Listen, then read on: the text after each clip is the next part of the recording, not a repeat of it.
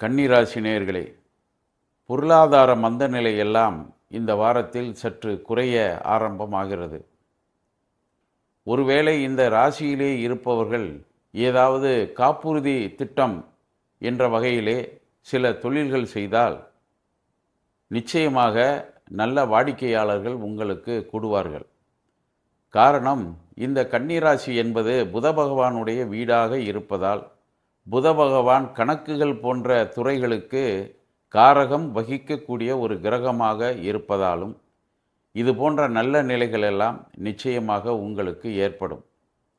அதே நேரத்தில் திருமணம் ஆகாமல் கடந்த காலத்தில் சில பிரச்சனைகள் ஏற்பட்டு இருந்தவர்களுக்கு இந்த வாரத்திலே ஏதாவது ஒரு பேச்சுவார்த்தைகள் நடைபெறலாம் என்பதையும் நீங்கள் தெரிந்து கொள்ள வேண்டும்.